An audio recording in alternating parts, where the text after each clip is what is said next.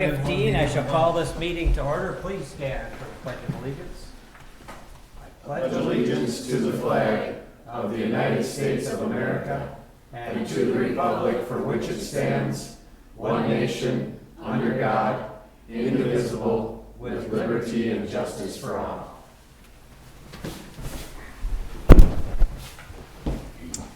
We shall have roll call, please, Carolina. Councilmember McDowell? Yes. Selby? Yes. Miller? Yes. Wilson? Mayor Wolfs? Yes. Well, welcome, everyone. We shall start our council meeting once again with Mayor Waller's quote for the day. This particular one comes from Albert Einstein. When he wasn't busy developing his theory of relativity, he had time to think about some life lessons, I guess. Here it goes.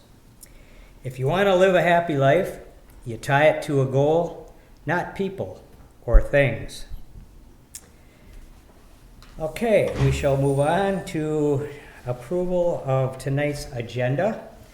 And I will ask the council if there's any additions or corrections that they would like, or hearing none, we'll entertain a motion to approve. I do have one person that is would like to approach the council, and that's Mary Elizabeth Besanson. So before we kick it off to Ide Bailey, we'll have Mary Elizabeth will have the floor. I'll move approval of the agenda as listed with the addition to Mary Elizabeth. I'll second. Okay, thank you. We have a motion and a second to accept tonight's agenda. All those in favor signify by saying aye. Aye. All those opposed, same sign. Motion carries. Then I just want to make a note that we do have a work session following our regular council meeting. And of course, as we all know, work sessions are open to the public. So if any of you want an extended stay, you're sure welcome to stay. We're going to be discussing our law enforcement contract. So, that being said, we will give the floor to Mary Elizabeth. I wanted to thank the city for the quick action to put the signs, the new signs by the ELC where the crosswalk is. And several of the people in my exercise class thought that that was delightful. So I wanted you to know thank you. I also wanted you to know my experience. So the first day that the signs were up when I was going home, the law says you must put your feet in the crosswalk. So I did. A truck went through the crosswalk that I was standing in, followed by two other trucks. The next day, when I was going the other direction, the people are allowed to park quite close to the end of the intersection. So I was a car length into the crosswalk and about to walk forward when my friend stopped me because two cars were coming. And I don't know if they could see me. So I was hoping, in the sense of gratitude and thanksgiving, that we could continue to work on putting a light so that you could push a button and the light would flash to tell the trucks that people were coming.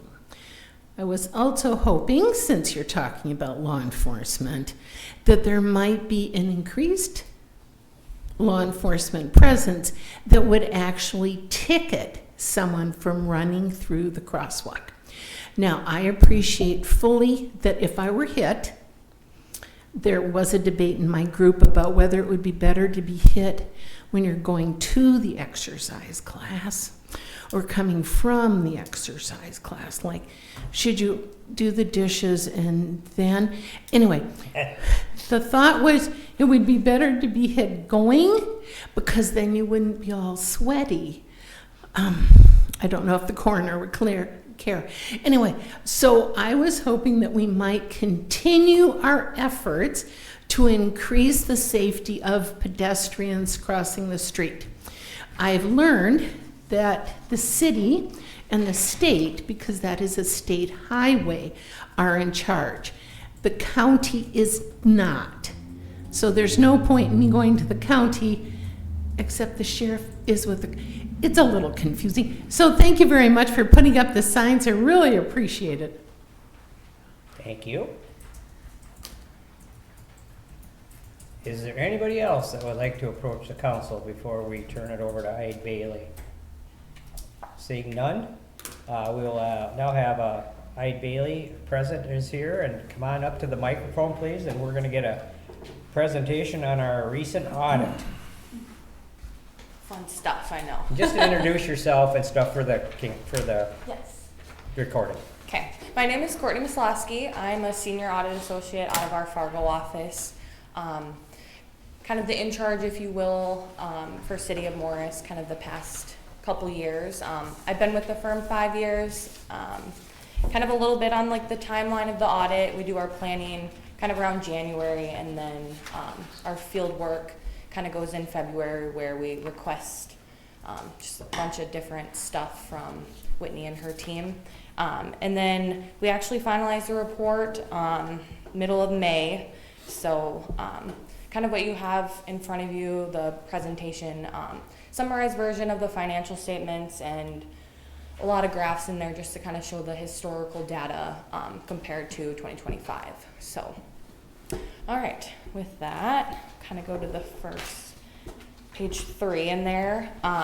So the city received a clean audit opinion. That just means the auditor, our professional opinion, the financial statements were prepared in accordance with the accounting principles, free from material misstatement, and fairly presented. Our audit obtains reasonable, not absolute assurance, so that just means we're not testing 100% of everything. We go more off of a risk-based approach, so areas that are higher risk, we spend more time kind of testing those areas. So on the next page here, kind of in addition to auditing the financial statements, we also perform an audit of federal funds. So that just means any entity that spends more than the $1 million of federal expenditures is required to have a single audit. So during 2025, the city expended approximately $1.5 million in federal awards, so that passes that $1 million threshold. Basically, we just test with compliance with rules and regulations for those federal programs. And then our major program was the highway planning and construction this year, relating to the East 7th Street project. And that was approximately $1.4 million of that 1.5 federal award. So the city received an unmodified opinion relating to that federal award, so no issues there. And then turning to page 6 here, kind of with the findings. All these are repeat findings from last year, so the financial statements, the Ide Bailey prepares those financial statements for you, and then including proposed journal entries. So we make some adjustments for pension, OPEB, kind of leases, very common with other cities. So. And then, like I said previously, no issues with the federal awards. And then Minnesota legal compliance, contracting bid laws. So that was just if there is a contractor that is more than $175,000, it's just required that you get kind of those performance and payment bonds, which were just missed. So similar to last year, those Minnesota legal compliance findings aren't too much of a flag or anything. Any questions so far? Okay, awesome. We'll kind of go into the cash and investments piece. So this is kind of just a graph, the past 5 years. It's kind of broken out by the liquor fund, your utilities, so water and sewer, and then your governmental. So kind of just steadily increasing, more so purely informational for you guys there on that graph. So we'll kind of go over into the general fund. This budget to actual, so it's kind of just a snapshot of the general fund. So it's listed out by revenues, expenditures, comparing budget to actual. So kind of the key things to point out, the 3.3 positive, so that just means the actual revenue was greater than what you guys had budgeted. And then same with the actual expenses at 8.3%. Actual expenses were less than budgeted. So, and And then kind of another key thing to point out, your net change in fund balance there at the bottom of 715,000. Kind of on the next page, it'll just kind of list out why it's important to have a positive fund balance. So on page 11, it just contributes to a favorable bond rating. So if the city needs any future financing, produces investment income, and then offers a cushion for any unexpected expenditures or revenue shortfalls. So kind of like your savings account, rainy day fund, is kind of what's there. Any questions so far? Okay. All right, I'll turn over to page 12. This kind of just lists out the different types of fund balances. So your non-spendable is like your inventory, your prepaid, so amounts that can't be spent. And then restricted is your legally restricted. And then committed and assigned are not legally restricted, but they're intended for a specific activity. And then your unassigned, kind of like what I said on the previous page, is just that rainy day kind of savings fund. So, all right. And then on page 13, this is kind of purely informational too. It shows the total fund balance of the general fund the past 5 years. You can kind of see in 2021 and 2022 there was some committed funds, so whether that was by the board. And then 2023, 24, and 25, that unassigned portion, kind of the rainy day fund, is kind of the largest there. So, any questions? Still doing okay? Okay, perfect. Then the next page, just some recommendations with fund balances. We have the Office of the State Auditor listed there, which is no less than 5 months of your operating expenditures in that fund balance. GFOA is no less than 5 to 15% operating expenses.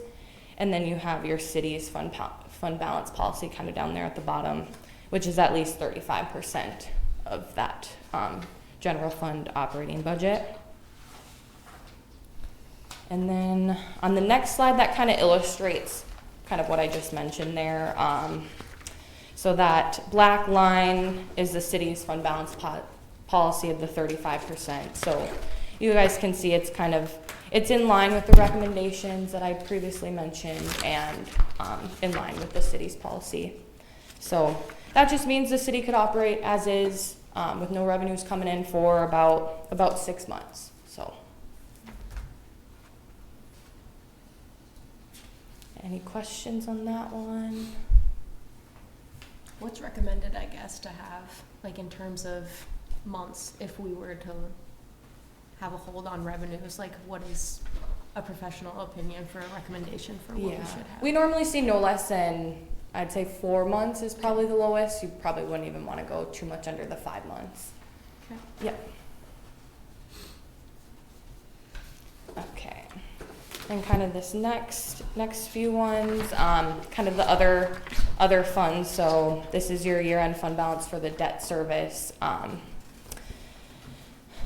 Basically just means that there's enough revenues from your tax levies, specials to meet those debt service payments that the city has. You can kind of see the past 5 years it's been fairly consistent in relation to the debt you guys have outstanding. So then if we go to the next page here, kind of the next couple pages, the remaining slides relate to kind of your utility funds, so water and sewer, liquor. So the operating revenues you see there are kind of the charges for services. So that's really affected by rates, usage, consumption, seasonal impacts, kind of things like that. And then your operating expenses is going to be those repairs and maintenance items, contracted services, kind of things of that nature.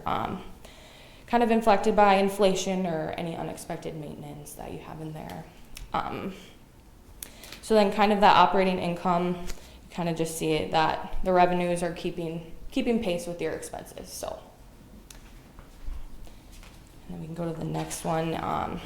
Fairly similar to that last one, was the water fund, and then this one's sewer fund. So kind of the same concept. The revenues and expenses have a positive correlation there. So any questions? Still good? All right. And then page 20 here, it's kind of the big picture net position for your water and sewer funds. So you can kind of see the water increased about 585,000, and then sewer about 176,000. Kind of like I said before, it's just that if you're sufficient to meet those kind of required debt service payments and any operating activities. So it's kind of that one. Then on the next slide, this is relating to the water and sewer funds cash and cash equivalents. So kind of like the previous ones, basically just a healthy cash balance. You're able to pay, those continued payments towards debt and any operations. That one looks fairly consistent too, and slightly increasing over the years, so that's good. All right, and then kind of the last couple ones relate to the liquor fund. So the operations of the liquor fund, kind of previously what I said with water and sewer, your sales and cost of sales are gonna have a positive correlation. Sales go up, cost of sales probably will go up. Kind of just informational there. You can kind of see the trend the past 5 years, been fairly consistent. And then the next slide kind of shows those gross profits as a percent of the total sales. So kind of right around that 20 to 25% the past 5 years.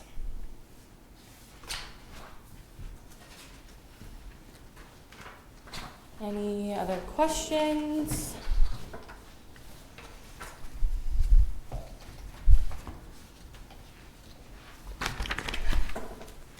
All right. Well, I think that's it. For Well- me. Very good. Yes. Thank you, guys. Revenues are up, expenses are down. Gotta like life. Right.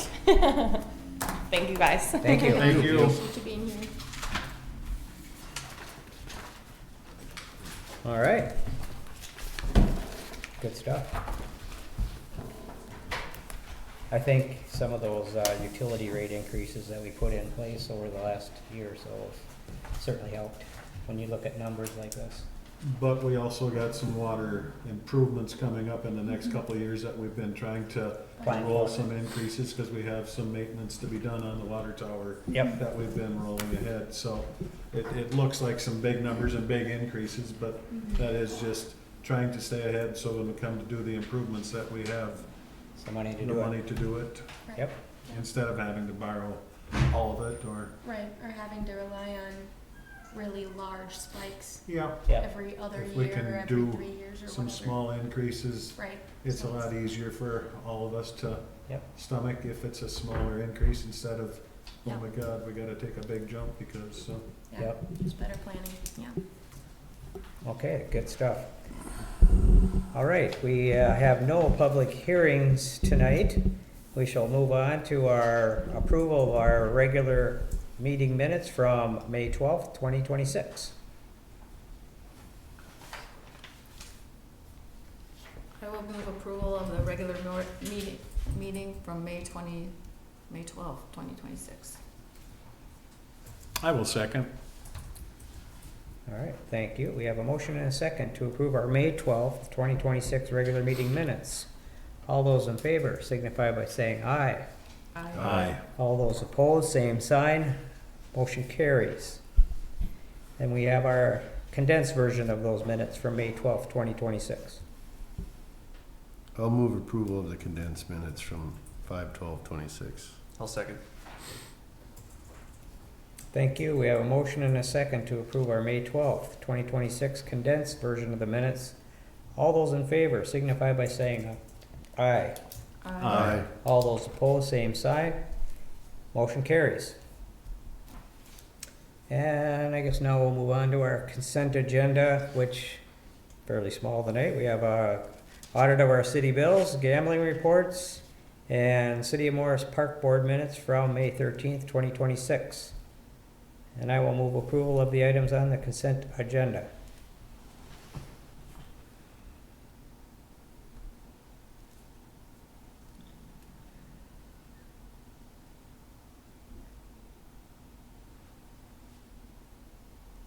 I will second.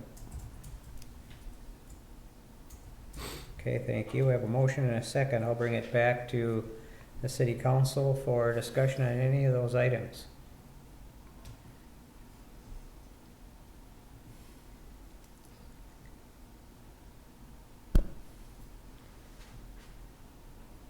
Tree board, I know they've been busy, and of course, we had I think, a successful tree planting last week. Yeah, beautiful Yeah. day for it. Planted like 30 trees over there at Jenstead Park. Yeah, yeah. Get all the trees planted that we had, or is there any? Well, the tree giveaway was a different deal, but they Yeah. only gave away 80 of the 100 trees. Yep, and so they had reached out to donate a couple to the fairgrounds because they had some other spots that they could take some trees. And I believe Russ took more to look at some additional boulevards for some plantings, and then I think Sue had taken an additional one to place in her neighbor's yard because her neighbor wasn't able to make it to the tree giveaway, so she took it upon herself to go and plant it for her neighbor that way. So Yeah, the tree planting went good. We yeah. got our hands dirty and dug in and got her done. Mhm. Councilmember Dolan was there, had his children there. Yep, they learned a couple things for sure. They were a big help. Yeah. All right, any other further discussion on the items on the consent agenda? Hearing none. All those in favor signify by saying aye. Aye. All those opposed, same sign. Motion carries. Now we can move on to petitions, requests, and communications. First item up is a local actions to support housing certification form. And I'll ask City Manager Johnson maybe to speak to that just a bit, and I think we have Jess here too, so. Yep, yeah. Yeah, we have Jessica Kerwin here from Stevens County HRA, their executive director, so she's we wanted to introduce her to Councilmember Dolan because I don't think she's been able to. Yeah, come on up, Jess. Yeah, go ahead. Jessica, I guess. Thanks for being here. Hi, I'm Jessica Kerwin with the Stevens County Housing and Redevelopment Authority, and I'm just here to, we're looking at doing a 48-unit development over on the elementary property land on Lot 4, and so here just to kind of do an introduction to the Housing Authority, and then seeking the certification for the local actions to support housing. And really what it is it's just certifying that the box checked on the certification form, which is the jurisdiction allows for duplexes, accessory dwelling units, or townhomes within 50% of the area within the jurisdiction zone for single-family housing, excluding areas covered by state or local shoreland regulations. And according to the city zoning, the city does allow for single-family dwellings and two-family dwellings within the single-family zoning. Yeah, so not changing anything with our city code, just simply confirming what is already existing in our city code for this zoning district. And let's see, we had talked about it too, based on the size of this site, that it could be up to 65 multifamily units for this particular site, but your project that you're looking to move ahead with is just 48 units. The city of Morris has a calculation based on the size of the lot, and based on the city of Morris's calculation for medium density, our 3.17 acre lot would allow up to 65 units, and we're looking at 48, so it's well under the maximum or under the calculation for that particular lot. That's good to know. I know Zoe and I had talked earlier today, and that was something I was wondering, so I'm glad you clarified that. Yeah.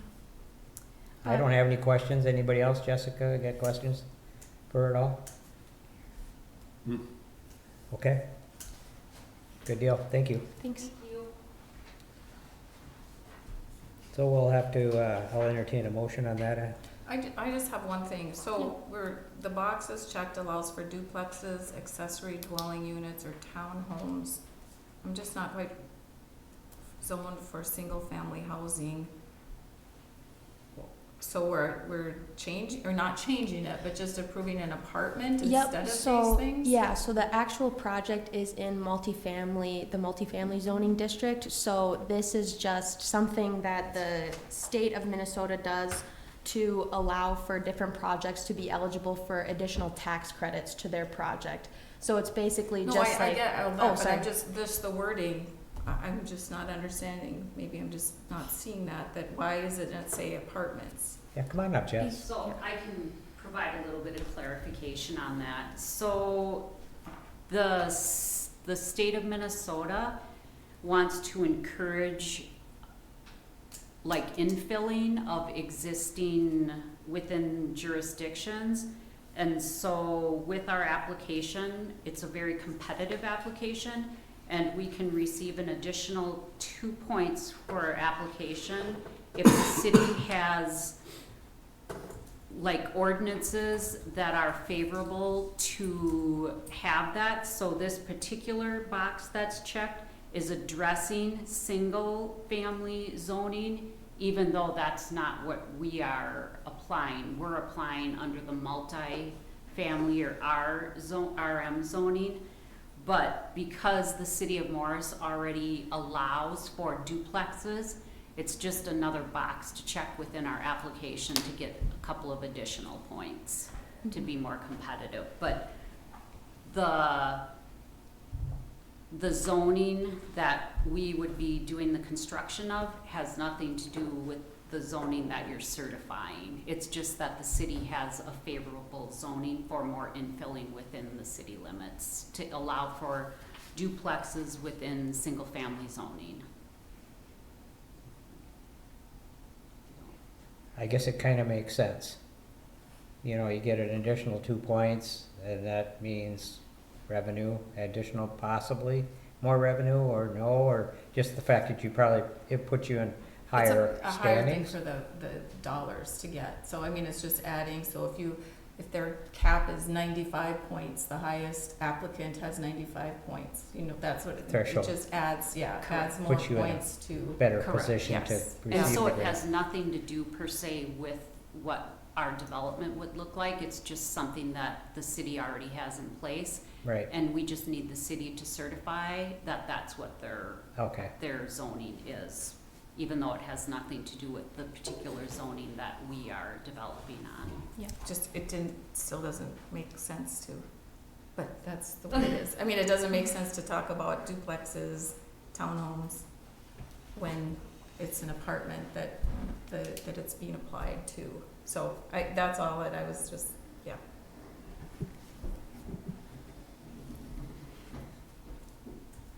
All right, any further discussion?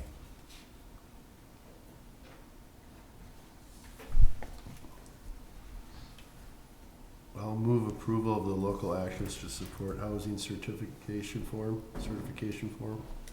I'll second. Okay. We have a motion and a second to support the local action, or to support the housing certification form. I'll just ask for a voice vote on that. All those in favor signify by saying aye. Aye.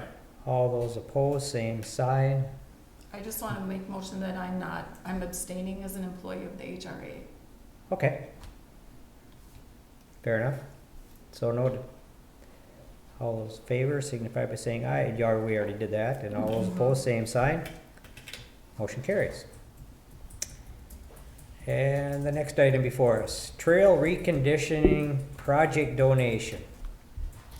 City Manager Johnson. Yeah, so this is an item that Cassidy Wadzicki. I think I'm pronouncing her name right. If I'm not, Watzke. Cassie Watzke. Watzke, Okay, yeah. sorry, I apologize. That was a tough one for me. She approached me pretty early on when I started here with the city because a while back, I believe, Councilmember Miller and Becca, my predecessor, had talked to the Riverview Foundation about putting an acceleration on the trail reconditioning project because they were very interested in seeing that project get done, so that because they're heavy users, I think the fairs are, I'm not sure exactly who, but so Was yeah. contacted, I just had met with some Yeah. of the business out there and said if we ever had a project that we Yeah. needed a hand with, to let them know that they would love to contribute back to the community. Yeah. And I thought this would be an awesome one that everybody in the community, or a majority of our community, I think, uses it for the walking or biking. Yeah. And they were very heads up with doing something with that. Yep, yeah, so we'll talk a little bit more about the project later in my newsletter, but we received the check from the Riverview Foundation, so we just wanted to put it on the council agenda tonight to approve their donation for that project, so we can get moving on that. Once approved, again, I think it'd be nice to get Mitch and Cassidy and probably Adam in here for a photo op. And maybe I mentioned before to get like an oversized check Yep. and just have some more of a formal presentation, because it's very nice. It's a very nice donation, and I think it's worthy of getting some recognition. Yeah, and I know they had talked about maybe putting up a sign somewhere along the Yep. trail as well to say made possible by the state of Minnesota grant in addition to the Riverview Foundation. Yep. Yeah, some recognition deserved for sure. I will move approval of the donation from the Riverview Foundation in the amount of $270,000 towards our walk path reclamation project. I'll second. All right, thank you. We have a motion and a second to approve the trail reconditioning project donation. All those in favor signify by saying aye. Aye. All those opposed, same sign. Motion carries. Next before us, airport hangar door replacement donation. I don't know, I guess I can, well, why don't you just speak to that? We'll keep Sure. it going. We received an anonymous donation on behalf of, for the local share amount of the grant for the new hangar door. So we're recommending that you approve the anonymous donation in the amount of $71,605.60 to cover that local share. It's very generous. What was the total cost, curiosity wise? Oh, This is the city share. yeah. I know the majority of it was a, I think it was on the bill. 104?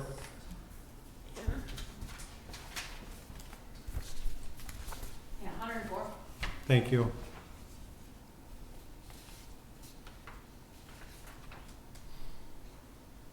I'll move approval of accepting the grant, anonymous grant for the airport hangar door replacement.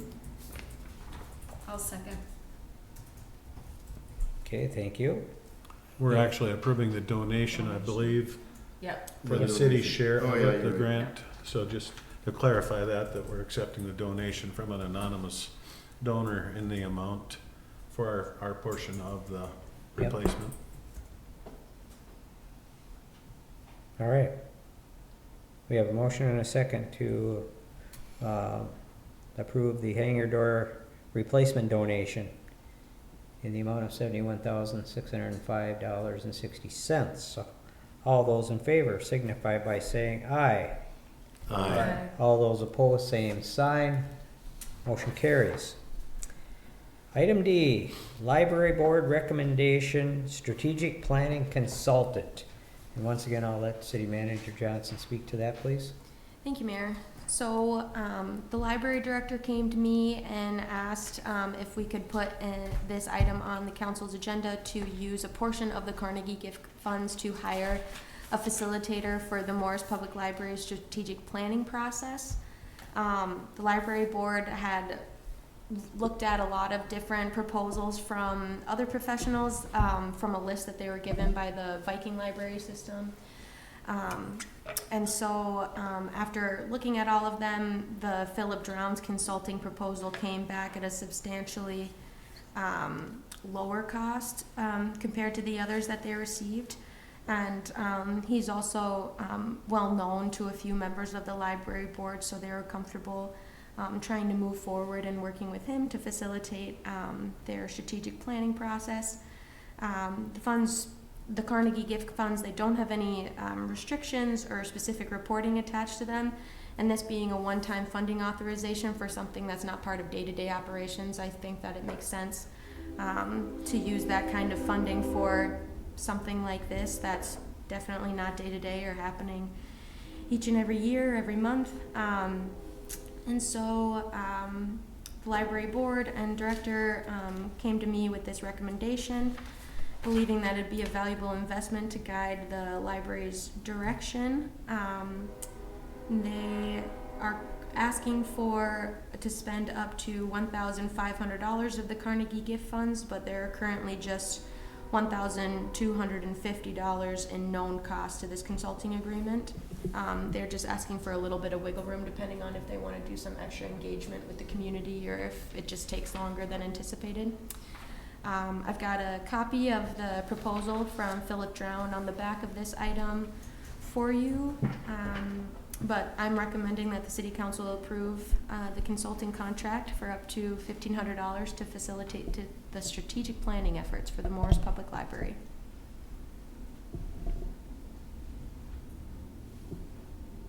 It looks like it's been a while since we've had a plan, Yeah, strategic plan. they so- thought that because the last one was done before COVID, that there's been enough that's changed with how they deliver services now that it would be prudent to check back in on it and see how they can update it and adapt more to what they know now. I Yeah, believe it that's was like a since $10,000 grant. Yep. And so 1,500 of it, up to 1,500 is minimal to use for something that's going to help long-term. So I'm gonna go ahead and move approval on that recommendation for up to $1,500 for strategic planning from the grant. I will second, and I think it is a wise use of the Carnegie gift funds that we have received, since it is an old Carnegie building, and yeah, stay on top and keep updated on where we're going with our library. Yeah. Any other further discussion? Hearing none, we have a motion and a second. All those in favor, of approving the library board recommendation, strategic planning consultant. I guess all those in favor signify by saying aye. Aye. All those opposed, same sign. Motion carries. All right, item E, Chiswick Field seasonal parking restrictions. Here we go.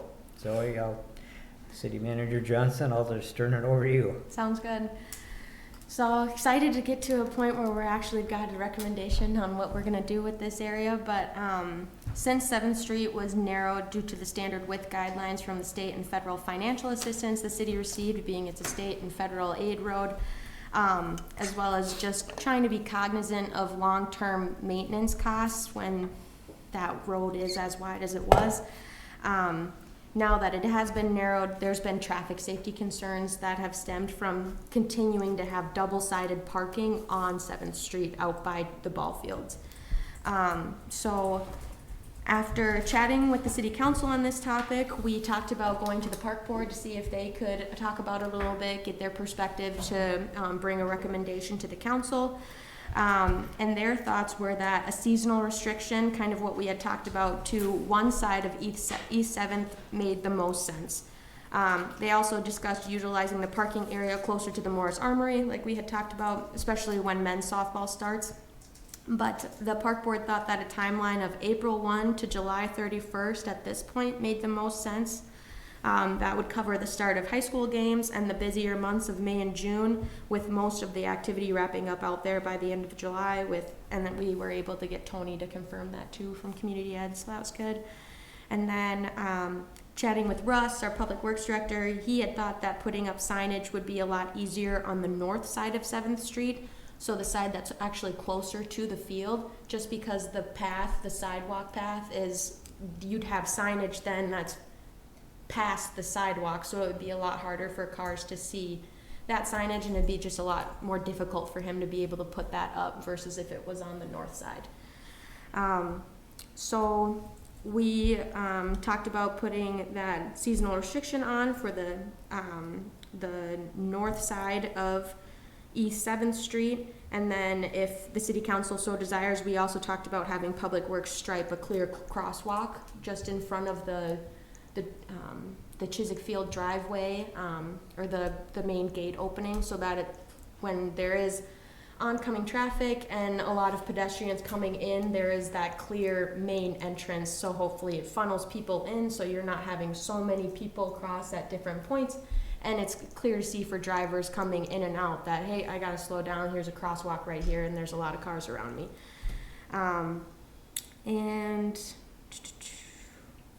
speaking with MnDOT again, we talked about this, but they're not concerned about the city placing restrictions, parking restrictions on East 7th. They don't require any kind of resolution, so that's why I don't have one attached to this item. I think a simple motion would work if we just say, like I had written out in our recommendation, and then the signs that we had talked about putting up would just say something like no parking this side of the street from April 1 to July 31. How many spaces or how far to the west are we gonna go from the approach or in? I guess that would be just my curiosity. I don't think we need to go the full length of East 7th Street, but if we go like a block, or if it's 4 or 5 spaces so that you can have good open vision. Yeah, we had talked about doing from one line drive, I believe, until just a car space or two after the driveway opening for Chiswick Field. So nothing too crazy, but still gives us a little bit of wiggle room. And that's why I didn't include it in the motion either. So I thought if, we talked a little bit more about how behaviors did or didn't change as the season goes on, we still have that wiggle room to talk to Public Works about maybe expanding that area a little bit more with signage, or if we would like to cut back on it a little bit. But that's about where we were thinking. It will extend traffic to the east, parking to the east. But I wonder, it's hard to say how far east. Yeah. Some people might wanna, be a good opportunity if somebody has a golf cart to offer a shuttle. Thinking of putting a parking lot in the Waller's property out there, we can commute from there? No. Quick answer, no. It's not the Waller's property anymore either. It's gone. Congratulations. It's been long gone. Done, developed, and sold. Yeah. Any further discussion on that from the council? Makes, I guess, So would the striping be just down the road? We wouldn't have to move on that tonight, would we, or are we? We can move on that tonight if you so choose. Otherwise, we can do that after, if we want to give it a couple weeks until our next council meeting. But I like Russ the thought idea of that doing that, just because I think a lot of people, when you park, just run across the street. Yeah. And this defines where you probably should walk. Right. It'll encourage it a little bit. Yeah. While it's not gonna stop everything, but at least it's like, oh, here's where we can cross and. Yeah. No. Yeah. Yeah. So I think that is where the problem comes from, is that big Yes. open grass field, all the kids and stuff just cut that way to the cars. Sure. Yep. Yeah. So that makes sense for that to be the no parking side Yeah. in that area as well. Mm-hmm. And then I would just say then that we would make a motion to approve the seasonal parking restrictions like it's listed out, and then to instruct the public works staff to stripe a crosswalk. But that's something I can talk to Russ and just have him do, I suppose. I don't know if I need a motion for that. I don't think you do. No. I don't think you need a motion to stripe the street. We just move Yeah. approval. Yeah, we No. talked about it. We're good. I can No. tell him. I'll move approval for the Chiswick Field seasonal parking restrictions. I'll second. Thank you. We have a motion and a second to Support Chiswick Field seasonal parking restrictions. All those in favor signify by saying aye. Aye. All those opposed, same sign. Motion carries. The last item before us, item F, Sustainability Project Coordinator Grant Application and Awards. Talitha is present. City Manager Johnson, you want to speak to that, please? Yeah. So, this came about just, I think, a lot of the transition between Becca to Blaine, from Blaine to me. The Sustainability Project Coordinator's position's funding is set to end on June 30th with the LCCMR grant. So, the SPC, as we have shortened it in this item, has applied for 3 grants for the city to be able to continue to fund the position, and was successful with 2 of those grant applications thus far. It's typically been practiced to ask for city council approval prior to city staff applying for any grants, but unfortunately, like I said, with the transition, I think there was just some wires that didn't get connected there.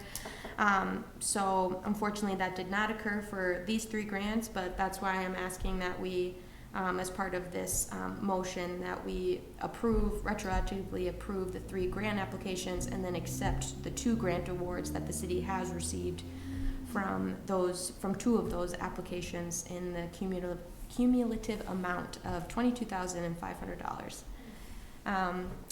And yeah, Talitha is here if you'd like to chat a little bit about that, but we've got the grant agreements attached here, the ones that have been, that we have received funding for, and we've got a little bit more information on the specific grants and their funding amounts, and about how long we're expecting to be able to fund the position until. So I think the clean energy and resource teams will be for $10,000 and should fund the position for July and August 2026.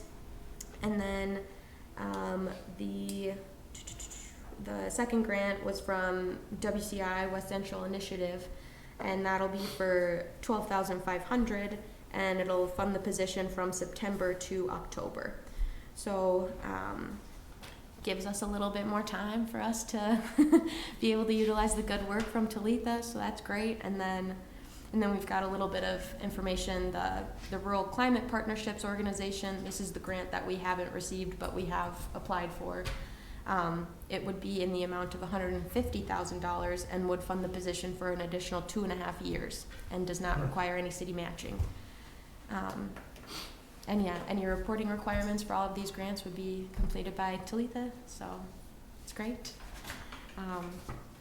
But yeah, I don't know if you have anything else to add, Talitha, or if you have any questions. No, but I can answer questions. Yeah, if you perfect. have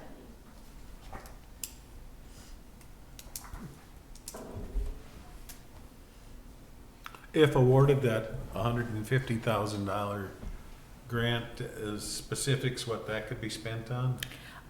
It would be specifically for paying for my position, so just my labor time and any city benefits that come from that. So the para, health insurance and all of that as well. Thank you. What's the latest and greatest thing you've been working on? I've been working on the community center microgrid project that we had discussed. I cannot remember which city council meeting, but we had discussed previously and approved the awarding of it. So we're working on that and getting us a new fleet vehicle, which I did just email Brad today and gave him the thumbs up to purchase our new Chevy Silverado EV. So that's what we've been working on for the city. Well, good deal. All right. Thank you.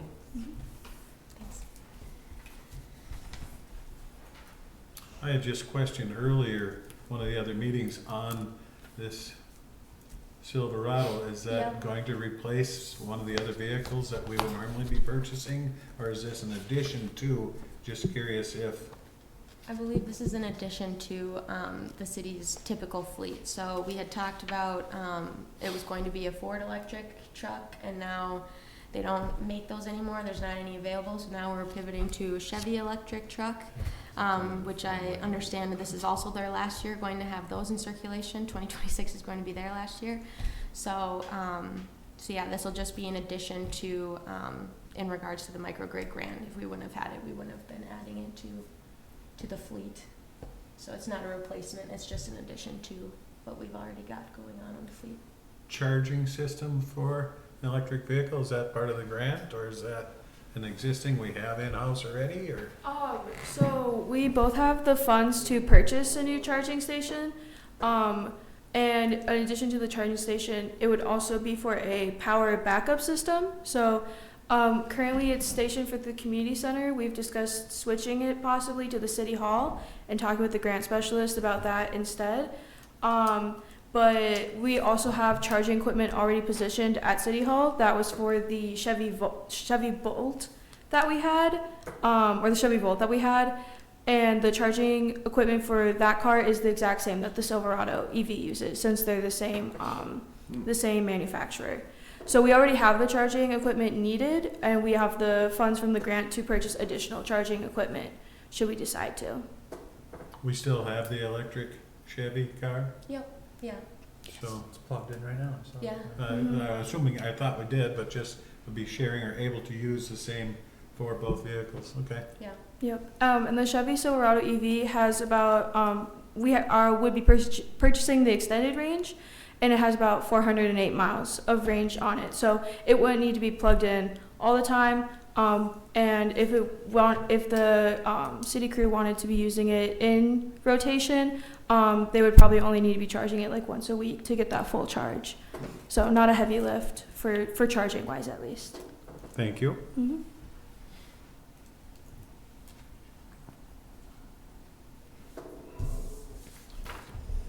All right.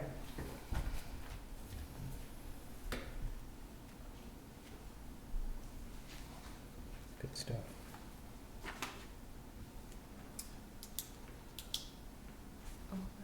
I will move approval on, I'll make a motion to move approval of the retroactive 3 grant applications and also accept the 2 grant awards received already for $22,500 from the SPC. I'll second. Thank you. We have a motion and a second, and hopefully before year end, we can find out if we're qualify for the big one. Yeah. That'll be exciting. Super exciting. All right. That'd be exciting, wouldn't it, Talitha? Yeah. Sure makes planning for you a little bit easier, yeah. All right, so we have a motion and a second to approve the Sustainability Project Coordinator Grant applications and awards. All those in favor signify by saying aye. Aye. All those opposed, same sign. Motion carries.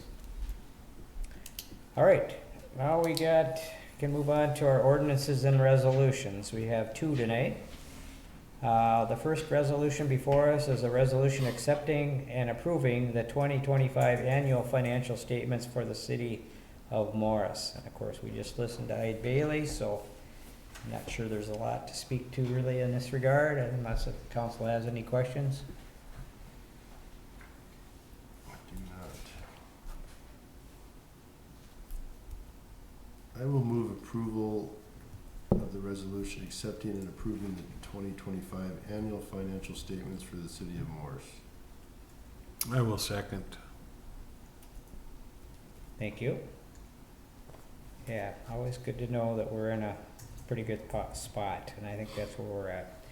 All right, we have a motion and a second approving the resolution accepting and approving the 2025 annual financial statements for the city of Morris. And I will ask for a roll call vote on that. Please, Carolina. Councilmember Sullivan? Yes. Dahlman? Yes. Collinson? Yes. Miller?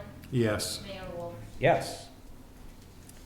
All right, we have a resolution authorizing advertising for bids for the new airport terminal, and you should have a handout in front of you there, and I'll let City Manager Johnson speak to that. Yeah, thank you, Mayor. So, the single sentence issue is plans for the new Morris Airport Terminal building construction project have been completed. So I'm recommending that the city council make a motion to approve the plans and specifications and authorize the advertisement for bids for the new Morris Airport Terminal. So this project will be a 95, 2.5, 2.5 funding cost split. So the federal funding will cover 95% match for these kinds of airport projects. So that funding will be from the entitlement AIP funds, which are given to municipal airports annually. So the city of Morris has designated, and will do the same with other municipal airports if necessary, future AIP funds to repay the city of Benson for using theirs on this project. These funds come from the FAA, and they're all use it or lose it type funds, which is why that kind of practice is really encouraged for these municipal airports. Otherwise, you kind of lose out on potential opportunities to do these kinds of projects, at least to be able to do them and utilize that kind of funding if you haven't kept up with that. So once bids are opened, the total FAA funding will be finalized because we'll have a better understanding of how bids are coming in, and I'll provide a recommendation to the council for next steps on this project. Bidders are instructed that the award will be made within 90 calendar days, and that the city retains the right to reject all bids. You know, that's just if they come in outrageously high and we don't have the amount of funding to kind of replace that shortfall, we still reserve the right to just back out and say this, no, we're gonna save this project for later if need be. The local share of this project is 2.5% or $32,500 and was budgeted in our 2026 budget, and it'll come out of Fund 202 or capital outlay. And then I've got some additional information from our airport manager in here. So he just talks about how the airside facilities have improved significantly over the last 10 years. The terminal building plays an important role in our airport system, and the existing building has been really underperforming due to space limitations and a poor layout. So that's why they've been looking at a remodel project to address some of these concerns. When they started talking about just a remodel project, it was made clear that any remodel work would reset that building's lifespan clock in the eyes of the FAA. So that would mean that you would have to address all of the concerns in that regard. So that would include a new roof, new floor plan, HVAC, ADA accessibility, and other items I think that we talk about in here. So with all of that in mind, the discussion started to pivot to a demolition and a full replacement of the terminal building so that we'd get more bang for our buck, as he says, with those dollars being spent instead of just doing Band-Aid after Band-Aid, if that makes sense. So yes, he says it is an expensive project, but it results in a brand new infrastructure that will better serve the community for decades. And the group that we've been talking to at this, Tom, our airport manager, and engineers from Bolton and Mink, and some members of the airport board, we've put a lot of thought into the new design. I've got some colored pictures. I don't know if those would be better. I don't know if they're uploaded, if that's easier for folks to look at. But it'll be a really nice customized project that fits our needs a lot better than what we've currently got out there. And the group that's been closely working on this project is really excited to see construction start if bids come back good. But again, if this project is not pursued, we're still going to need some significant investment at some point in our terminal building just to maintain its usefulness to our current standard. So I've got a resolution in here that's got some more well, not more, just the same details, I suppose, from the Bolton and Mink letter and my memo that I prepared that kind of carves it out for our authorizing the advertisement for bids for the new terminal. And then the Bolton and Mink letter in there as well gives a little bit more as far as the timeline. So I'll just cover that quick. So we're looking to approve plans, specifications, and authorize advertisement for bids tonight on May 26th. Bid opening would be 10 a.m. on Wednesday, I believe that is, June 17th, 2026. And then we'd hopefully be authorizing low bid contingent upon FAA funding on the 23rd of June, and then we would receive those federal and state grants in August or September, and then the construction would likely start in September 2026, and then last until summer 2027. But if you have any additional questions, let me know. Curiosity, what's our FFA funding annually towards the airport fund? Or what's it take us to pay back the monies to Benson or?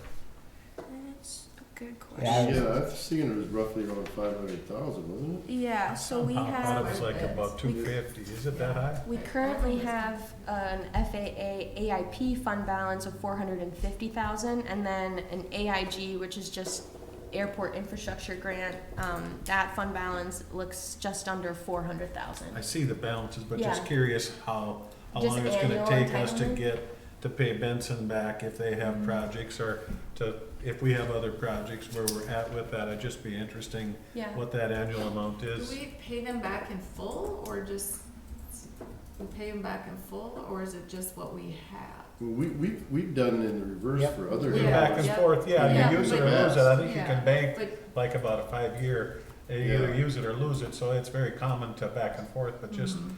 curiosity wise, other improvements or down the road, how far we're mortgaging ourselves out just I on think some other Benson project. did a new terminal. I think so. I remember when we I took remember action on I that. think We gave them money to do that. yeah, exactly. We Our did. funding to do Right. that, yeah. Yeah, and it's nice to work back and forth, but just curious Yeah. where we're at to do other future improvements, what we're looking at time frame wise. Yeah, I can check on that to make sure I understand the annual amount that we get each year Yeah. on that side.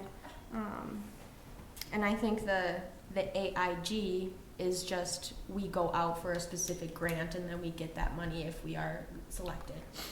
So the AIP is an entitlement, we get that annually just because we have the airport, and then the other one we have to go out and apply for. Just talking with some of the people that fly out of Yeah. our airport with some of the hangars, with the openings on the bottoms are open, or the moisture coming in through the roof on them, dripping on their planes. Just Yeah. for us to do some of the upgrades, if it's worth it, if we have the small planes, or if we take down some of the smaller single hangars and building additional bigger hangars, what we have Yeah. demand for, but it seemed like we had pretty good demand for the individual single planes, but just some of those need some attention, and just Yeah. what kind of time frame we're looking at to make those improvements. Yeah, right. I think that the board did talk about the next levels of improvements making, you know, cause the Right. fence is going in, security fence. Yeah, the fence, talked about replacing the green The door, hanger. yeah, and then the hangar was one. Yeah. There was. Snow Gas removal. pump, I The talked to you snow about that, I removal had was huge. somebody that was saying they had a tough time to getting the regular AVE gas on the pump out there, the meter Oh, not working, it's, if we. yeah, it's and an we were gonna antiquated talk with system Jim. that we've got, so it's like anytime that we need maintenance done on that, if something's not working, Tom always kind of freaks out a little bit because our, the one tank that we've got out there, it's so old that trying to find parts to replace, it's Well, like and almost that's- like you've gotta go to an And antique if store we're and making get. money off of selling fuel, it should be a system that somebody flies in, can use a card to access and to pump gas, and don't need to have somebody there to sell them gas, that it can be done like pretty much everywhere else. So just some of the different improvements that, if we're gonna have a bigger airport that's used by more people, to make it accommodating for Yeah, the people that'll come to Morris. Parking was another one. Yeah, yeah, but just things that we need to keep working on. I mean, this is a very important project, and I'm fully 100% behind it, but just knowing time frame where we're at to make future improvements. yeah, I'll check Yeah, you on, wanna save money, kind of, is what you're saying, you wanna just make sure we can take care of other needs too. Well, just how long it's gonna be before we can be looking forward to doing those other improvements. Yeah. Right. Yeah. Yeah, I get it. That's a good question. Or we just find another city with some extra cash, you know? Yeah. Well, if somebody's not making the improvements, I mean, Right, exactly, that's right. if somebody's sitting on funds and they're not gonna use, they're gonna lose it if they Yep. don't Right. send it, but just, yeah, to stay active with our neighboring communities on that. Yep.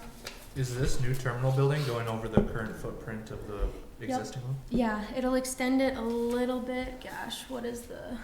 It moved it a little closer to one of the parking and away from Yes, the. away from the back The big hangar. hangar, because there needs to be Yep. room in there, like to get a fire truck. in. Yeah, It's about the fire size code, of it. yeah. Fire code Mhm. requires it to not be But connected. it will be close to it. detached from the Yes. actual Yep. hangar. Mhm. That's all in one right now with the Yes, A&D is part of the existing. so it just Yep. comes to the east more. Yep. I think it showed that in some of the pictures or what it looks Yeah, in the like. back, engineering specs, or the plans rather. But, so it'll But yes, increase they in have to 500 tear down square the feet. original one Yep. and then So the that's, new one will be replaced with it. yeah, we talked about probably won't be a cream of the crop fly-in when that's building's Unless- tore down, unless because it then we gets won't have done any quick. facilities out there. But, yeah, with that, I would make the recommendation that city council make a motion to approve the plans and specifications of the Morris Airport Terminal building and authorize the advertisement for bids for the project. Yeah, that airport is a tremendous asset. It's, and it, you just, I mean, even, yeah, the amount of people that fly out of there, or the planes that you hear Yep. fly by all the time now, taking off and landing, yeah. And if you don't have a nice facility, you're not gonna, I mean, the plane's taking off here will, but the other people that stop, refuel, take a break. Yep. So it is a big important, I mean, it's really important.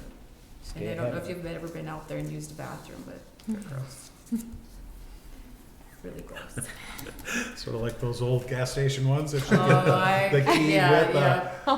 a tire rim or something. It's sort of like, woo. Yeah, No, there's some nasty ones and This is it'd be nice nasty. to have a decent facility for when people, Yes. Well, I like the idea that we're, instead of getting nickel and dimed here and there in different phases of it, we just get her done. Yeah, That makes a lot of sense to me. Yeah. but I'll check to make sure I know how much our annual entitlement is for that AIP federal FAA funding. Is there a network or a listing of cities' amounts that they're carrying? That's a good question. You know what I mean? Because if in the future, if it's a longer payback period, how do you find where funds are accessible from, or potential Yeah, cities that they're accessible from? Because like we stated, these are given and then they go away if you don't, use it or lose it. So they're funds that if they don't have projects and aren't using them, they're gonna dissipate. So there's a spot that we can get to hit some of these other issues if we're not rebuilding and paying off Benson in time to get to these other issues. But yeah, and so, I mean, the cities that are in those positions are gonna be more than happy to say, hey, pay them off, and, we need them back, if we need them back, you know, the availability is there. and not saying necessarily that we have to send Benson their funds right away if they have no plans to do anything for a number of years, that if we continue to make the improvements, but just to knowing where it's at, so we know Correct. going forward where we're at. yeah.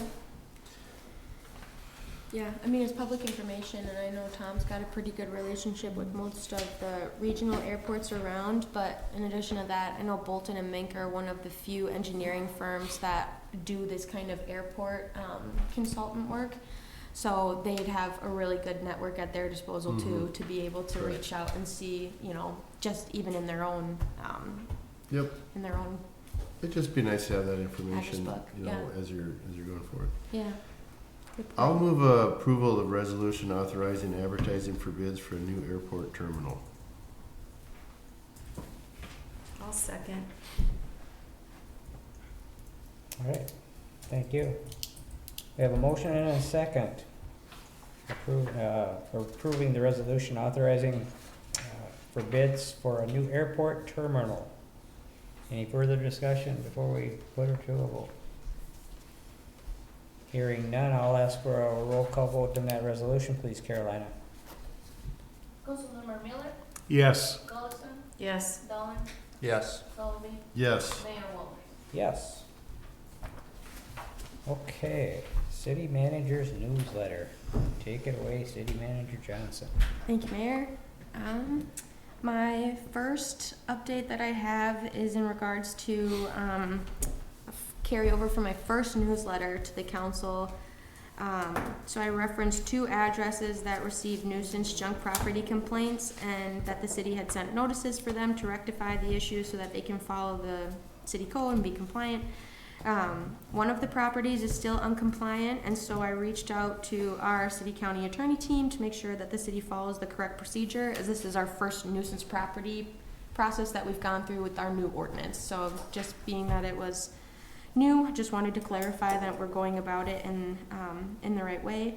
So, city mailed posted notice on the nuisance property in town and sent an additional notice to the property owner's address via certified mail because it was a rental property. So, city was informed that the recipient did not come to collect this mailer after being notified twice because we sent it by certified mail. So they did get notified twice that they had mail to come and pick up. And so, the ordinance states that notifications for nuisances shall be served by mail, and service by mail shall be deemed complete upon the mailing. So, service by mail to the last known address of the owner as shown on the tax records is sufficient, meaning there's no need to attempt any other form of service in this way. Plus, the city also posted notice on the premises of the actual house in town that is non-compliant, which is more than sufficient. The city received no request for a hearing before the city council to contest the existence of the nuisance, and the notice of violation is still not complied with. So unless I receive direction by the council to do something different, I'm going to authorize public works staff to abate the nuisance, in which the cost will be collected as a special assessment against the nuisance property. Perfect. Is this address Good work. one that we've dealt with previously, or is this Yes. a new? So it is somebody that we've dealt with previously on, Yeah.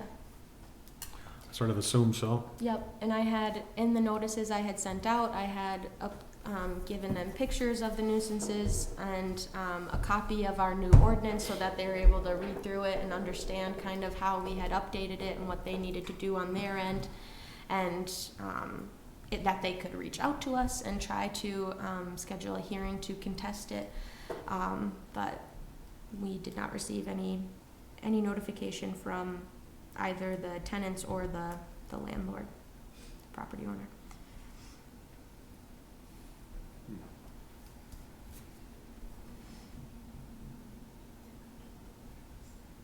We also mentioned a couple other addresses to you, I believe, that we've Yes. previously had some issues with and haven't seen a major upgrade on those properties. Did you get a chance to have Russ take a look at those? I talked to Russ about it, and he knew who you were talking about. I just don't know the specific I am green enough, I still don't know the specific address. I can talk to Russ to see The if he can get me previous city manager was in a working relationship with that individual to make improvements. Yep, And okay. since Becca's gone and you're the new replacement, but we need to follow up on Yeah. that, because I think it's gone the wrong direction from where it was. It was on Pacific. It's on Pacific Avenue, Yep. Okay. You can't miss it. between 7th and 8th Okay, Street yeah. on the west side. Yep, I know where you're talking. Okay. That sounds good. Yeah, I'll reach out to Russ and reach out to that property owner or tenant or both, depending on how that situation goes, and just remind them that Becca had been working with them. There's transition, so hasn't been that kind of follow-up or follow-through, but looking to get Wasn't back it in into that. writing though? Wasn't there? There seemed to be she had something, Oh, there was some there kind was of some sort plan of or, written plan. oh, Well, okay. no Isn't matter, there? yeah, possibly, but at this point, we have this new ordinance. Yeah. let's follow Whatever that. was in place Yeah. was not happening. If it's not so happening, it's not happening. following through with No. it, then Doesn't we matter need to who's just in include charge. that and Yep. say, hey, you haven't complied with Yep. what we were dealing with. So, yeah, moving forward and Well, that was the reason why we Went with the new, we yes, changed it, you know, because that's what was happening. Nothing was, getting done. you'd make one step forward and probably 2 steps back. Or then winter came, or this Yeah. happened, Yeah. or so it's like this, here it is, it's pretty Always black an and white. excuse of some Yep. sort, yep. Okay, gotcha. I'll follow up on that, thank you.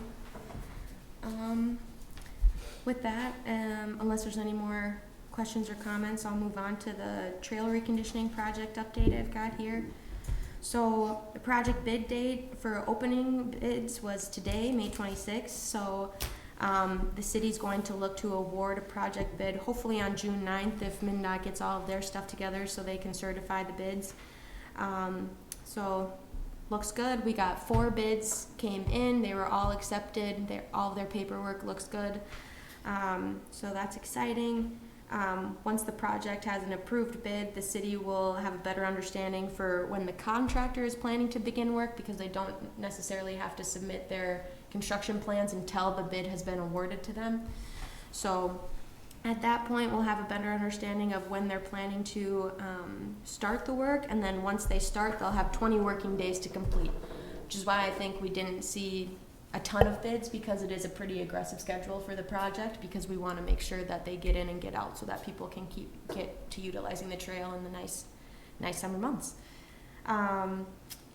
Received a question from a resident that is wondering how the city is working together with Stevens County on the trail system. So the portion along 230th Street or Mill Dam Road from the Pomme de Terre Park entrance to Darnan Road was omitted from the city's project but will be addressed as part of a Stevens County reconstruction project. Our city engineering firm had been in conversation with Todd, their county engineer at Stevens County, just to see if the project was limited enough so that the city could just do the trail in its entirety, but the county's work scope on that area is just a little too wide. They wanted to moving and changing trail elevations in that area as part of their project work, so that's why it was omitted, but just wanted to reassure that the city's been working in conjunction with the county on that to make sure that the trail in total does get reconditioned, but it just won't be happening at the same time. Then Columbia Ave Reclaims project, council had asked if we can impose a timeline for this project, and the original bid completion date was mid-August.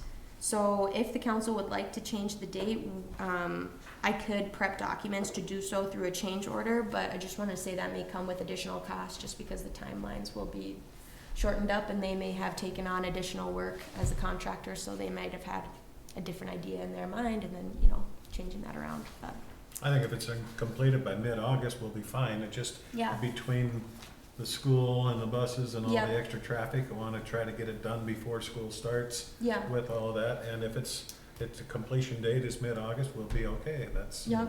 just that it's in there. Yeah, it sounds like they'll be starting next week after school is out, and then Joe's team's planning on wrapping it all together to get it done fast in one shot instead of doing any kind of phasing or anything like that. So should be done relatively quickly since we're getting started in June, which is a good thing. Putting pavement down in October is never fun. June's a little bit easier to stomach, so that's good. Another follow-up question from our last council meeting. So council had asked about the timing of the propane bus coming in onto our transit's fleet system. So we're just started the process of ordering the propane bus. So the final timeline for orders is June 30th. And once that's completed, our transit staff was told it'd be about 9 to 12 months until we actually receive the bus. It's like we had talked about the last council meeting when we had approved when you had approved the 2 gas buses to replace 2 older transit models these buses are on back order and take a really long time to actually get in and onto the fleet so that they're ready for operations, but just wanted to provide that update because I didn't know that offhand there. An event update. So Cream of the Prop Fly-In and Morris Theater prop plane screening. On June 6th, D-Day anniversary, the Cream of the Prop Fly-In event out at the Morris Airport or Charlie Schmidt Field will be held from 8 a.m. to noon. It'll be a fun, free event with a pancake feed from the Morris Fire Department, lottery plane rides from the Flying Club, a keynote speaker, community band showing, and free ice cream shakes from the Malt Wagon. And then at 2 p.m., once the transit team has started, because they start at noon on Saturdays, the Morris Theater is holding a free screening of The Great Waldo Pepper, which is a movie starring Robert Redford that showcases daring barnstorming, or basically just airplane stunts in the country. So Stevens County Historical Society will also be present to talk a little bit about the history of airplane stunts.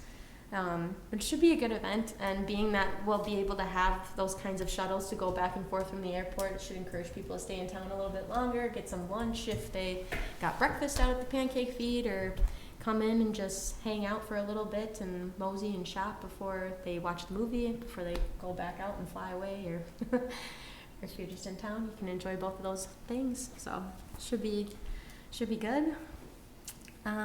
Legislative session wrap up. So now that the state legislature has wrapped up their legislative session for 2026, I'll be attending a couple of webinars from the Coalition of Greater Minnesota Cities and the League of Minnesota Cities to learn more about what was approved, not approved, and how Morris is affected or could be affected. It's the first time a bonding bill has been approved in a bonding year in the last decade, which is exciting, even though it wasn't a huge bonding bill by any means. It's still exciting that they're trying to get it done in their correct year. But I'll have more to report back soon on that. And then park update, the East Side Park band shell. The Public Works Director has asked an inspector to take a look at the damage on the band shell this week and provide an estimate for a cost of repair. We'll know more about that later after I get to talk with Russ a little bit more, but once we have that in mind, we'll be able to talk more with city staff and park board about what kind of solution we can think of to get to a better long-term use for that band shell. Inspector from building inspector? Don't state? believe so. I think it No, was. Just curious. Yeah, I think it was a separate. Kind of like recreation facility inspector that Okay. said that he would come out and take a look at it. But yeah, hopefully we can limit the damage on that guy for a while until we can figure out what we're doing on it. But kind of a big question mark on that one, so just wanted to provide an update that we're gonna have someone take a look at it and hopefully get it figured out of what we're gonna do. Our cost? Big Yeah. cost. I'm Yeah. guessing it's gonna be pretty difficult fix, consider it's just all rotted up there, Yep. which is why. But He's- figure it out and see what it is. Yep. Make a plan. Yep. Yeah.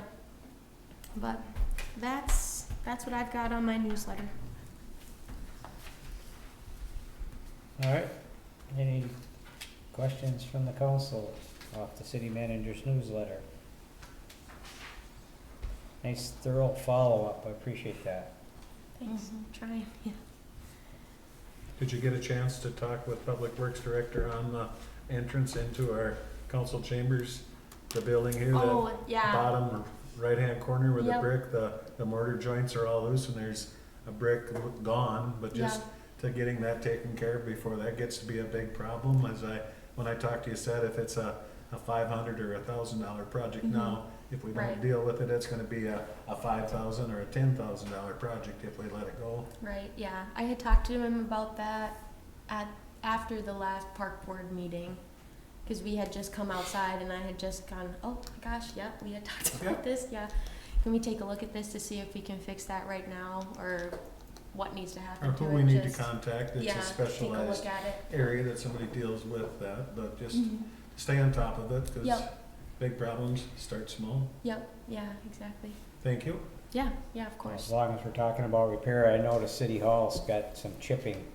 If you look and drive by there, there's paint chipping kind of at several different places, so it wouldn't hurt to maybe throw a little paint on it. Yep, I know we are planning on doing a fresh coat of paint on that building. I'm not sure on the timeline for that one. I think probably in fall, I would imagine, once Public Works is slowed down a little bit more, but the director just said that he's not picking out the paint color, but he'll get it finished. So. Now that the audit's done, that'd be a good outdoor Yeah. job for on your break. Right, it's not like budget season's ramping up or anything. All right, any other questions for our city manager? Hearing none, we shall move on to our board updates. If anybody has anything they'd like to share from their respective boards, now would be a good time.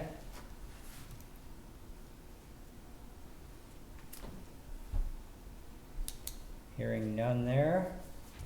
I guess other business, I don't know, any discussion on the Chrissy Lake Dam project? Someone asked me the other day when they're gonna start that. Have you heard any rumblings about that? Yeah, I've got my first meeting on that project scheduled for June 5th, next week in the morning. So we've got a lot of different people coming together. We had filled out a big poll to see when everybody could make the time, because I think there were like 20-some people that needed to be at the meeting. And then I'm going to go out with the county engineer to kind of talk to him a little bit more about the context behind the project, what he's concerned about from the county side, and then I'll bring my notes from Moore Engineering, our city's engineering firm, to just make sure that we've got our two bases covered as far as like our closest partners on the project, probably, just to make sure we ask the right questions to the DNR on that meeting, because it sounds like they've usually been pretty informal, so we're able to really kind of just go back and forth on a lot of concerns that we might have on it. But I haven't done anything much with that one yet. Just kind of been chatting with Blaine so far on what he's done so far on that project. But I believe I stay read somewhere that with 28 being shut off and blocked down, that they're not gonna do that at the same time, just because the increased traffic flow coming in on that road with 28 being shut down. Just it's not the approved detour for the truck traffic with the lighter restriction bridge there, but there's still a lot more traffic coming into our community from that direction. And I'd read somewhere, I can't remember which site, that said it will not be done at the same time, or one will be opened up before they proceed on to County Road 10. probably came from the county, yeah, I would imagine. Yeah, I seen the finished product up at Upper Palm. It looks really nice. So be fun to see when this is all done. Yeah, exactly. We just want to make sure that it's done timely, Right. so that it's not an eyesore for how long. Just want to make sure that they keep at it. All right, would there be any other items to come before the council? I just have, one thing. So is there anybody that, we talk about the housing crisis here and the housing shortage. Is there a group that's working to put a plan together? Or one time we talked about trying to find land to develop that. I just think sometimes everything's kind of just piecemealed and added here and there, and now we're gonna potentially have 3 giant apartments in one area, which, as a planning piece, is that really what you always want in your community? Is that what you want in your community? So it just made me wonder if there's some kind of, if anybody's looking at that, or like what can we do, or what is the planning commission trying, there's zoning zoning ordinances, but like I said, now we're potentially gonna have 3 giant apartments. Yeah, I know, it's part of what I had kind of picked up from Becca is the comp plan update, and so I'm hoping that with that work that we'll be able to kind of pivot or just update existing land use to be able to just have a better eye to the future for what makes the most sense for how Morris has kind of changed since 1999 or And we, since I mean, we've talked 2018. about too, new developments and Yeah. not having, you know, water and sewer run into them and what a detriment that is down the road, cause it doesn't get any cheaper. Yeah. And then you have people living there that don't want this and some that do and some that don't. I just Yeah. think, you know, a longer term strategic planning for housing Yeah. in our area is, and it's not gonna, you know, the county can talk about it, but this is city property that we're Yeah. talking about. So, just one more thing to add on to a plate, but No, but I that's just was something- wondering, is there a group, and then Yeah. do we get some of those businesses involved? Do we get Mhm. some of the, you know, bankers involved? Who gets involved in developing land or Yeah. developing neighborhoods? Are we, you know, I mean, I think that's maybe a suggestion, is the city gonna get involved? Yeah, I mean, You know, there's, I you mean, know, it's also bringing people to town for all the businesses that, I mean, there's numerous jobs open in town. And I think it's just because we don't have adequate housing, and it's not just single-family apartments, it's Yeah. single-family homes. mhm. Well, I know there was Yeah. extensive conversations between Cheryl at SCIC and the county and Becca when she was here, and there was a group that was involved in a lot of that, what you're talking about, Kim, just taking a look out and away and, But I that's- think it's time to kind of zoom in on that Yep. and not say, oh, we'll talk about that when we get together. Because to Yep. me, like you said, I mean, that's tax dollars back into our city if we can start having some of these homes, you know, there's a ton, or not a ton, there's several going up now. And Yeah. not only that, they just changed the whole look of the neighborhood. yeah, aesthetically, Oh I my know what goodness, you're talking I mean, you about. just drive down Pacific and the one that's there, it changed that whole block. The look of it just, and like I said, it just needs to be discussed and I think move to the top of an agenda somewhere. Okay. I think it'd be awesome if we were able to connect with some of the businesses that are looking for employees, to be able to have an incentive for them to maybe part of the pay package or to get some housing. And when we went and did some of the business tours, when me and Zoe went and hit a few businesses, that was one of the discussions we had with one of the lead people at one of the businesses, was that was something that had been discussed. I know I've talked with a couple other businesses that ideally they said they would love to build 3 to 5 housing units and build them through their company, and over 3 to 5 years turn them over to employees to have it actually be built by the company and then Owned have by it them. part of a incentive or a pay package to an employee. But at some of these communities 20 years ago went out and put the water and the sewer and all the infrastructure in because build it and they will come, and then nobody came, so all the other taxpayers paid for that for how many years when there was no tax base to come in and build on that. So I mean, we can't get too far out in front of our skis neither on trying to, yeah, we're gonna do it and we're gonna make it happen, but to try to work with somebody that's gonna come in and develop and build some housing. And yeah, it's a awesome idea, but like you said, I think if we can get a hold of some of the key businesses Mhm. and work with them on something like that would be a huge step for us to do. And I mean, I think that has to originate with the city. Mhm. You know, I don't think we need to rely on working with the county and working with all the other agencies, because it's a city issue that if we don't push it, it's not gonna go anywhere. I If we're not gonna get, and if we want it to happen, we gotta make the legs for it to work.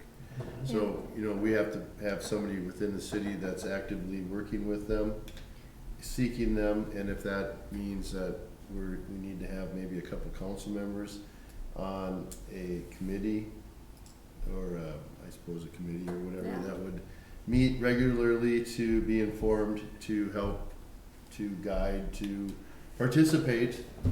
We could just per have se. a work session too, Brian, and just to develop And a that might be strategic, something, yes, we do at our next work. Just to I just develop think we a work just, session, yeah. we've kicked this down the road. develop a and it's- strategic But, plan. Yes. but if it's not continuously worked on, not Right. just here and there, it has to be a continuous focus Yep. for somebody, or a commission or a committee of us and the city, of one of the city employees, and maybe even participating businesses that are involved that would like to come to that meeting or be involved.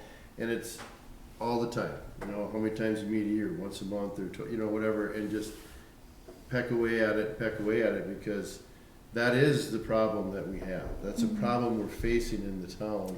And I think the more that you meet about it and start moving forward and actually like, oh, okay, can we get enough money?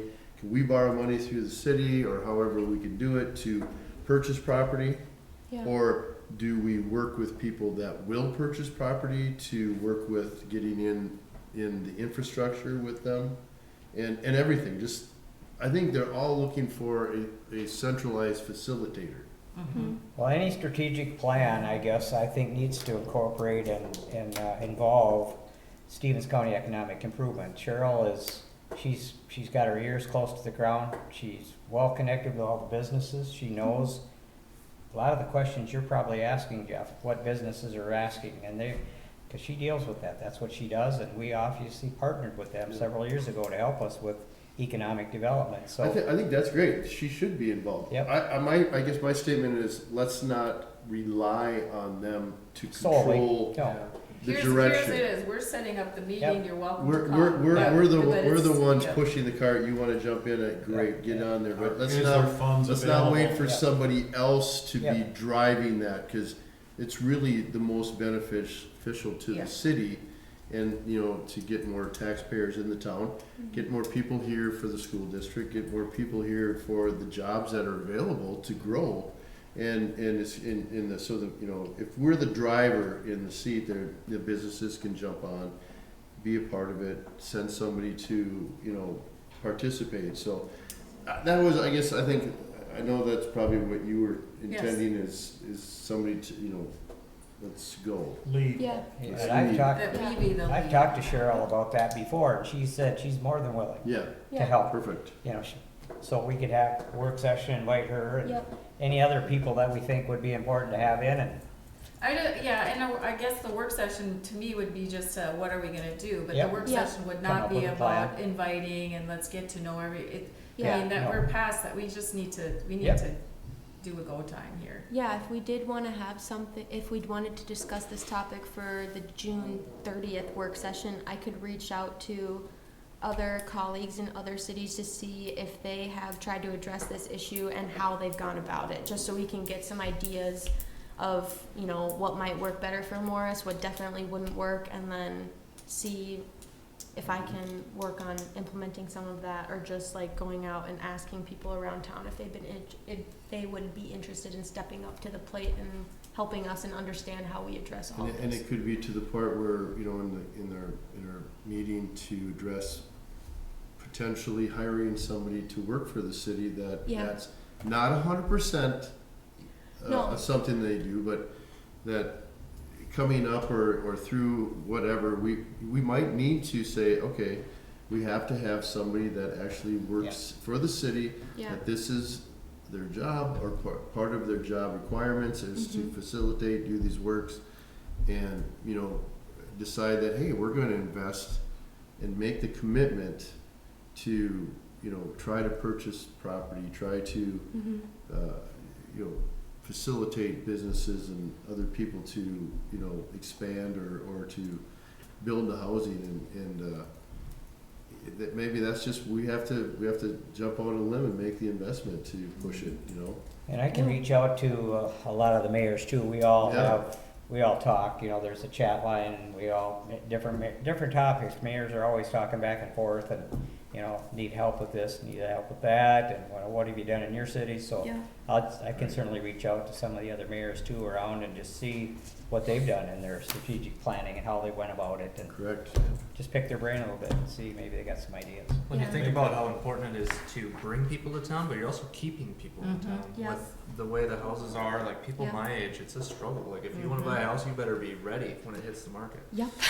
So Well, yeah, 2 days earlier, 2 Yeah. weeks earlier, because once it And hits, be ready it's for a gone. bidding war Yeah. of the asking price and 5 or 10 over where it's just boom, boom, boom. Yeah. When I talk to friends not from Morris and I explain to them how that works, I just go on Mitch Roloff's Instagram page. It's like list it this day, and it's it's closing, or it's its sale is pending less than a week later. Yeah. It's crazy. So It is. I agree with Brian. It's something we should get the ball rolling ourselves and Yeah. facilitate. Or And be find the leader something in it. that we can participate Yeah. in.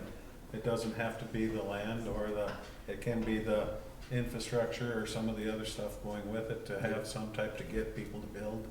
I think that'd be an awesome deal for our June work session. Yeah. I'd like to have on that June work session also, and we've talked about it, the industrial park is full on what we're gonna do there. I mean, that's part of, That's like, part of it if too, you had an growth. employee that was a part of that was another responsibility because we've talked numerous times Yes. about, Talking It's just time to do this with now. city Can't manager wait for other Hill, people. when he was in charge, and it's like, well, you're putting the cart in front of the horse. If you have somebody looking to come in, then we can get some funding to do it. Well, by the time somebody's coming in and looking, if you don't have it, Too late. they're gonna go somewhere else Yeah. if you don't have a spot for them to go. So I Yeah. think it's critical for us to add to it. We've been very fortunate that our industrial park is filled up, but we need to have a place where we're looking at and where we can go moving forward. Yeah. Yeah. What I'm hearing So- is that we're interested in maybe planning and zoning coordinator or some kind of consultant where we have a dedicated person available to address those questions. That's what would encompass all of those areas that you're talking about. They would have a dedicated time to address housing concerns and come up with some kind of action plan where we can work with other stakeholders or with just the city to have what tools and resources we have at our disposal to be able to go after things that we want.